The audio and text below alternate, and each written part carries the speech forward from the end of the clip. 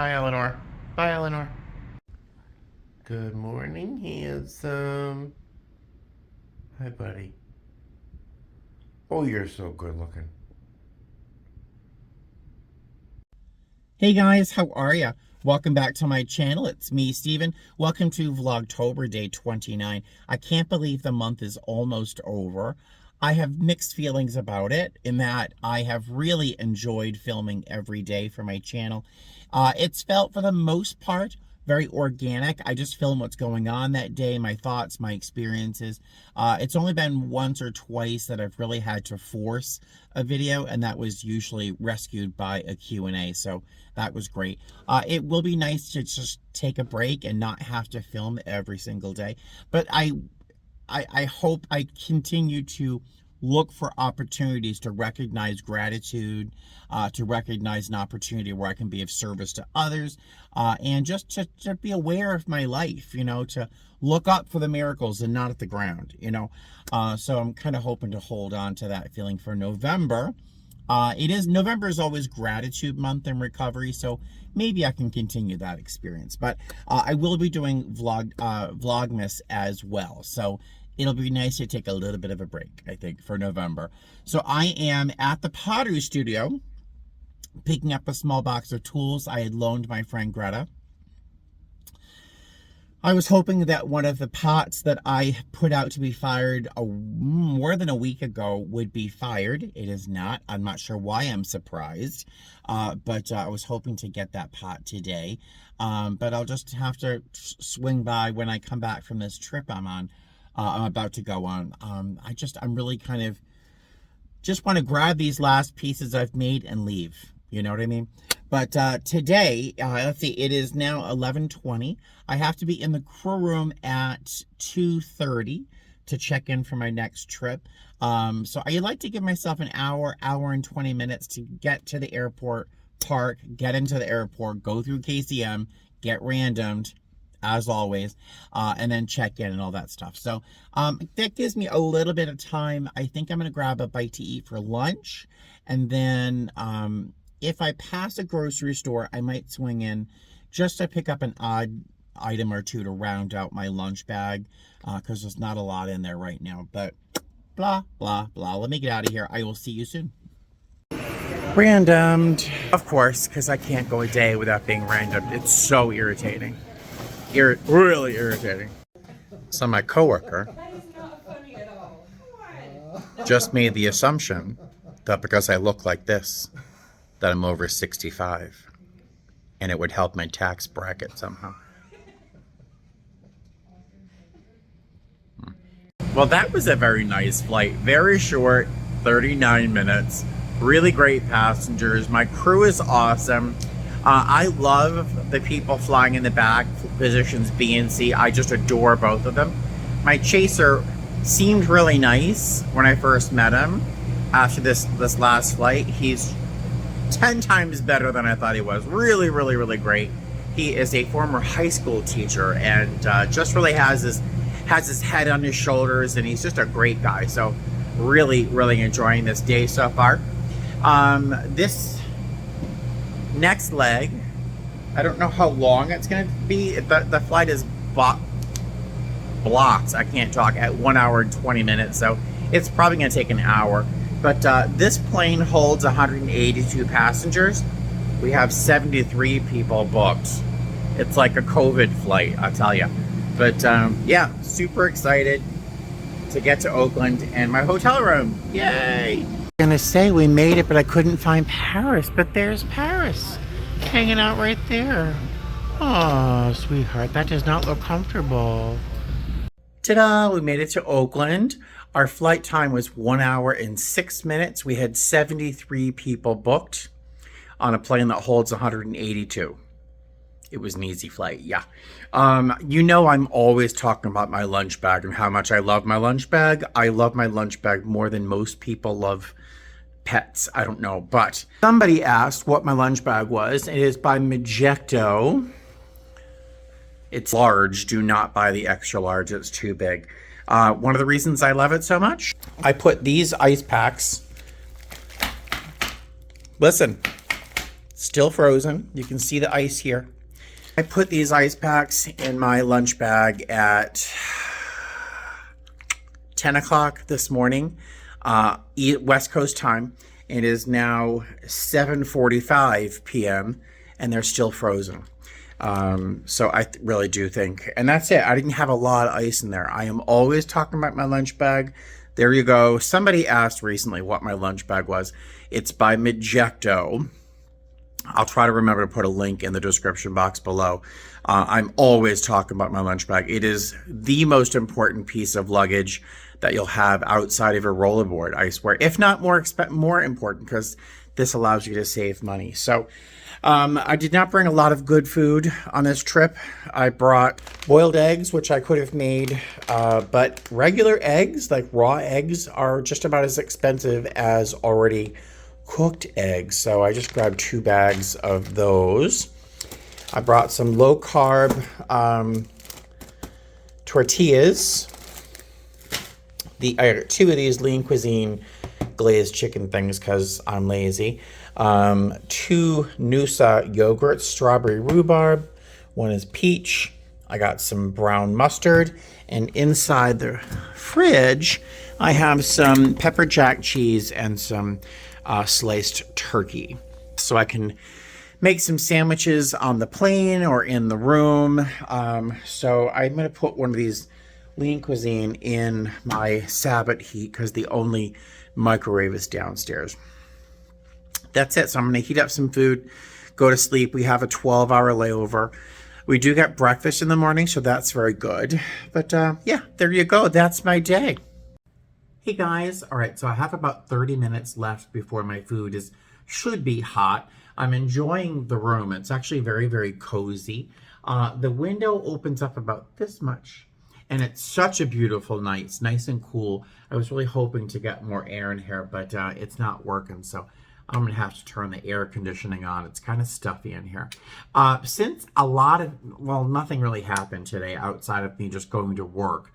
I have a few questions that have been left unanswered for a potential future Q&A video. So I was figuring, since not a lot happened and this video is not very interesting, I would answer some of those questions and address something I have thought about, but after reading a couple comments, I kind of have to address something in that makes me mildly uncomfortable, and I'm going to kind of ask someone to kind of step back and not do what they're doing. It'll make sense in a minute. So let me just address the fun questions first, and then I'll address that issue, hoping that the people who need to see this sees this. All right. So first, Rebecca asked me, did I do Ancestry? I'm assuming that's in order to meet my grandfather's brother. No, apparently what happened is Bob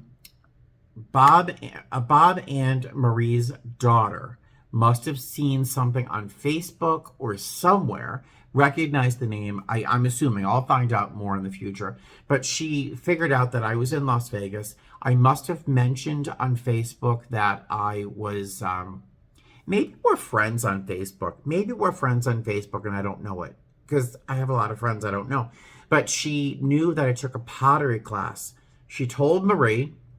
Marie jumped on the internet and found out there's really only one pottery studio in Las Vegas. So she called that studio, left a message, and that's how this happened. So I didn't reach out and use Ancestry. I've thought about using Ancestry.com, but I was just so comfortable with my life. I didn't really need family around, but now that it's available to me, I'm certainly going to look into participating in that family.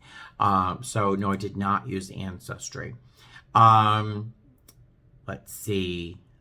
Oh, that's just another statement. Oh, one sec. Let me look for a good question. A couple people have asked me about my surname, my last name being Pereira. It's Portuguese. Apparently, it's closer to Pereira, I guess. Someone could correct me. But when I hear Pereira, it just sounds like the word potato in Boston. I'll have a baked potato, so it's Pereira to me. It is Portuguese. My father's father is from the Azores. long time ago, and he moved to the States, met my grandmother. My grandfather on my father's side apparently was black. His hair was jet black. His skin was very dark. Like he looks like someone from like East India or something that I, in my mind's eye. I've only seen one photo, but he was dark. I mean, he was like dark. And he married a fluorescently white English Irish woman. And so there's the beige tone. But yeah, so my surname is Portuguese from the Azores, which is a territory of Portugal. What type of lunch bag, AJW asks, what type of lunch bag do you take on your 3 and 4 day trips? Now, just earlier, a few moments ago, I talked to you guys about my Magecto lunch bag. I love my lunch bag. It's the most impactful thing that I have as a flight attendant. Outside of my rollerboard, my lunch bag is just as important.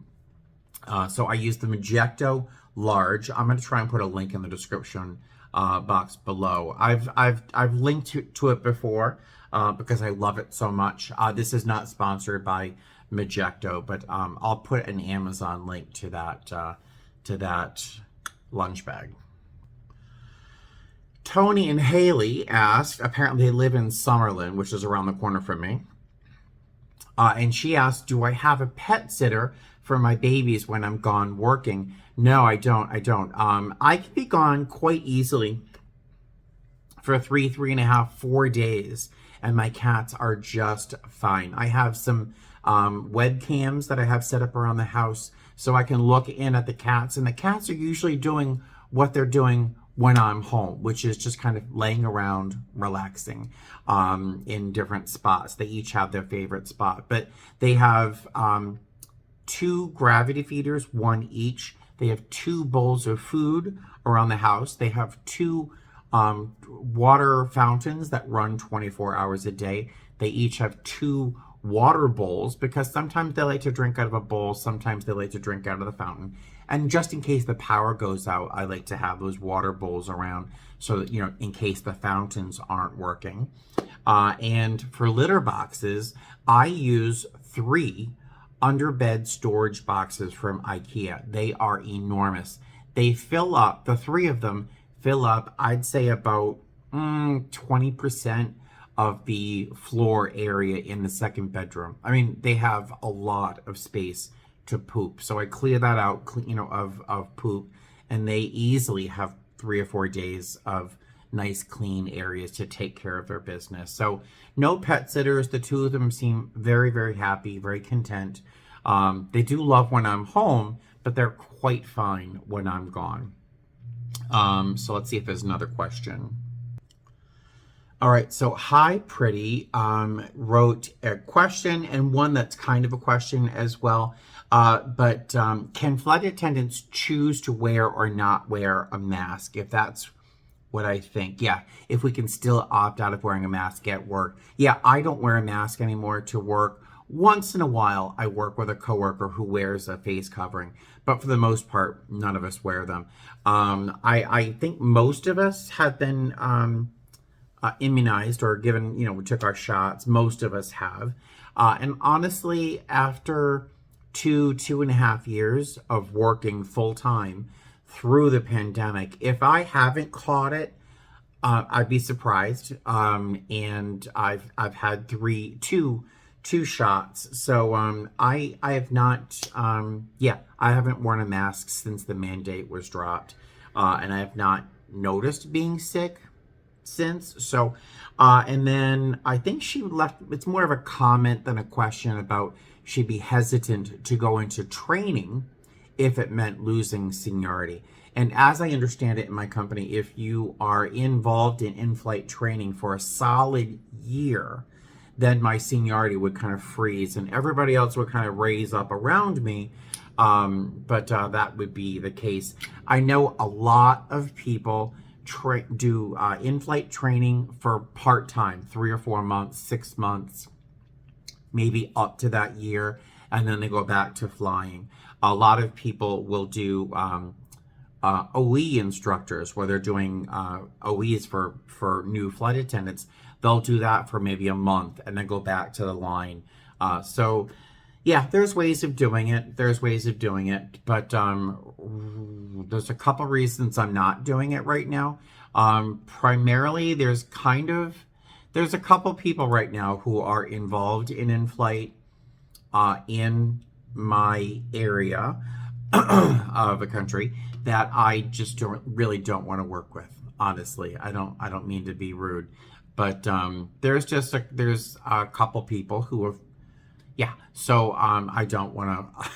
I wouldn't want to fly with them. Never mind work and in-flight with them. So yeah, just to be honest, just kicking around a little bit of honesty there. Some of you have said, in fact, one of you, which I don't, whatever, says that I lie about flight attendants and that they're all awful, and I just kind of like using smoke and mirrors to talk about how wonderful they are. No, if someone's not great, if I really don't enjoy working with someone or I find it difficult, chances are I'm not going to mention them at all. If I say, oh my God, I love this flight attendant, I mean it. If I don't mention them at all, there's a chance that I don't want to work with them. But it doesn't mean I hate them either or that they're bad. It's just, so there you go. Let's see if there's another question for me. All right, so this next question is from my friend Daniel. Daniel has very good questions, very insightful questions. His question here is, what would you tell yourself as a child or a teenager from the perspective and life experience you have now? I'm going to repeat that question, so I want you to understand. Basically, what advice would I give my younger self from this perspective of being who I am today? And I have a very easy, very distinct answer. And what I would tell my younger self, and I would tell you, no matter what age you are, is try not to compare your insides to someone else's outsides.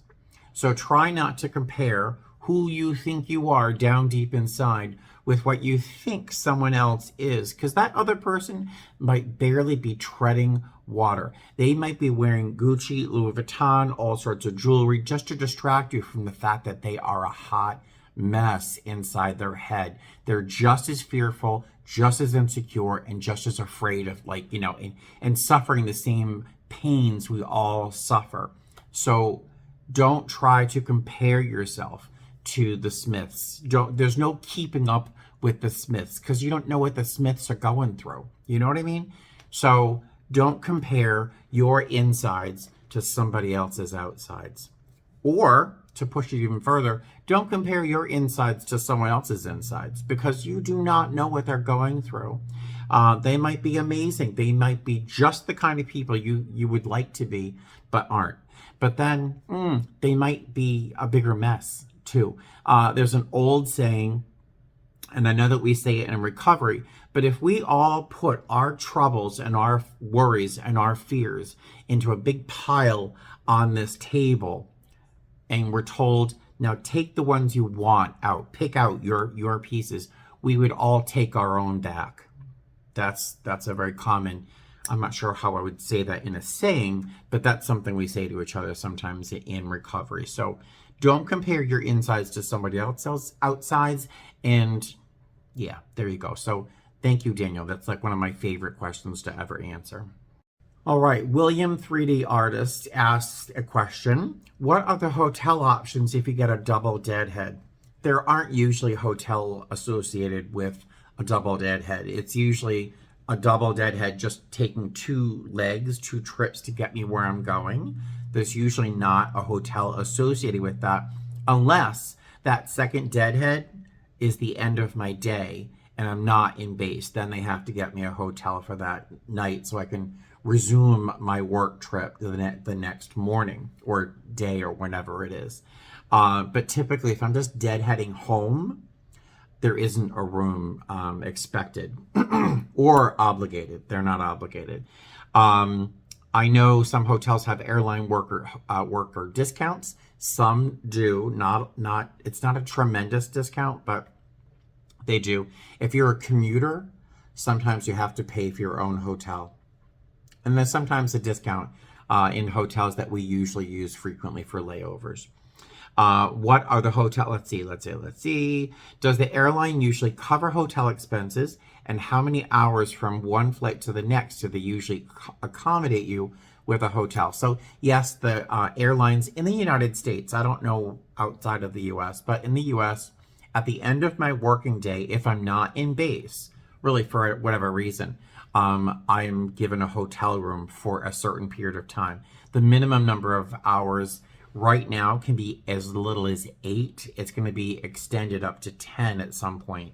But and how many hours from one flight to the next? So that actually is a thing. So if I am going to be flying, this is theoretical, but if I'm leaving Las Vegas, flying to LA, and there's a 7-hour, say a 4-hour scheduled sit before I take my next flight. At 4 hours, if it's scheduled, the airline is supposed to give me a hotel room. If I'm with a crew member who's of the same gender, I would have to share that room if it were 4 hours. If it were 5 hours or more, I would get my own hotel room for that amount of time. So if I were to fly to, say, from Las Vegas to Denver, for some reason we would have a scheduled, important to mention that, 7-hour sit. And then I was supposed to fly on to Baltimore, for example. Those 7 hours, I'm supposed to have a hotel so I can rest in preparation for my next flight. That's how it should happen. But the airline doesn't do that very often anymore, mostly because it's kind of dangerous, because we don't really get a rest that we need to work that full long day. But in my airline, that doesn't happen much anymore. It used to all the time. But yeah, there you go. Let's look for another question. All right. Estrella asked, let's see, how many days off a month do you usually get? I am, as a line holder in my airline, I am supposed to get at least 13 days off a month. What? I know, if you work a regular job, you are super stoked to get 8 days off a month. I get a minimum of 13 days off a month. Oftentimes I have 14 or 15 days off a month. I have had one schedule where I had 17 days off that month. Yeah, so you do get a lot of time off. If you want to hustle, if you really want to make some money, you can try to schedule a time where you have a lot of days off in a row so you can pick up something on those days off. Like I picked up a 10.5-hour long trip during my next group of days off because I wanted to make some extra money. So we're supposed to get at least 13 days off a month, but I have had as many as 17 days off, but it's usually closer to 15. Not too bad, right? Not too bad. And it's a full-time job. I know, it's crazy.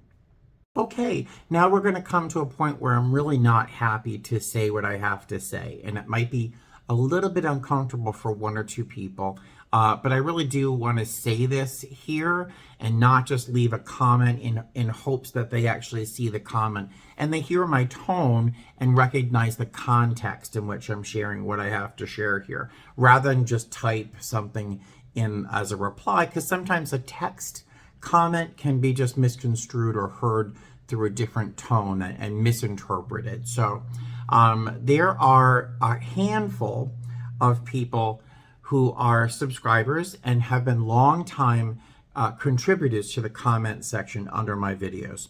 And I value them and love them because they have invested their time with me. They spend so much time watching my videos. The responses and replies and comments that they write are so thoughtful and constructed beautifully with lots of energy, good energy always thrown behind those. And they're just usually, and those opinions and their opinions come from a good place. And I totally get it. I really, really do. I totally understand it. But, and this is going to be, I'm assuming it's kind of like how I feel like I am best friends with Cloud Surfing Andy. I really feel like I am best friends with Cloud Surfing Andy. I love her so much in a very platonic way.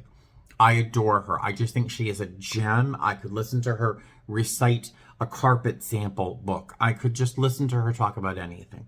And I've watched so many of her videos. I really think I have an insight into her life. At least I have an opinion, right?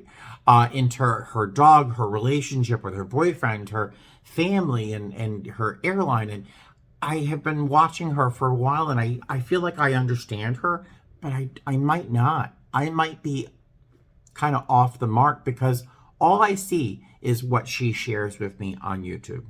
All right, so I've kind of warmed you up a little bit here. There's a handful of people who will give some advice and talk about why things happen, why they might be familiar, all these things. And I do understand where it comes from. I totally understand it comes from a good place. I really, really do. But there's a certain point that some of them, the comments have reached that go right past the boundary of even what a friend might say to me, and not a person who only comments on a YouTube channel. One of the comments recently, and you may not see it anymore, so don't go looking for it because you might not find it, goes really down deep into the pathology of difficult family histories and things like that. And I have to trust myself with the life that I've led and how I've survived most things, and the lessons that living a challenging life, because I have had a challenging life. I hope I'm not pissing anybody off, but I have to trust myself in terms of what I'm going to be walking into, for example, with these new members of my family. I have to trust myself here because I have experience in walking through worse things. So I have to ask you guys to trust me that I understand where I'm going, how I'm walking, in what direction, and what I should do. There's been a couple comments, one in particular, that really crossed a line. And I mean, a silver lining, what's the silver lining here? It's one comment really lately that's just gone well past. And Terry, it's not you. I know you're thinking, oh my God, it's me. I made him mad. Terry Lynn, just shut. You're fine. Don't worry.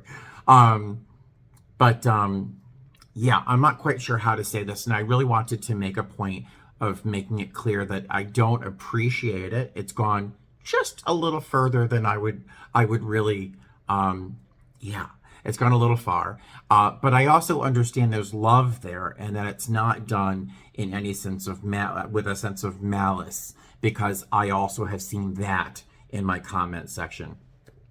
So know that I love you, but psychological advice is not necessary and is unwelcome. I have survived things I haven't even told you guys. And you know what I tell you? I tell you almost everything. I've survived things that you would not believe. I've also done things you would not believe that I've had to be forgiven for. Trust me, I can handle this. I really can. So please, okay? All right. Now, if it wasn't you that I was talking about, and you might know who you are, and I love you. I really do. I do. But you know what I mean? I think all right. So if it wasn't you, I'm so sorry you had to, you bothered to listen to that. But I really do hope that that I succeeded in asking for some tolerance and patience with me living my own life. Is that said okay? I'm so sorry if I made you mad. Don't leave, okay? I love you. All right, I think that's it. I think that's my day. Went from, hey, I'm going to work, to, hey, a question and answer, and then whatever that was. My dinner is probably done by now because I've been talking for so long. I'm going to go to bed, and I will see you tomorrow, all right? Fly safe, and see you tomorrow. Bye.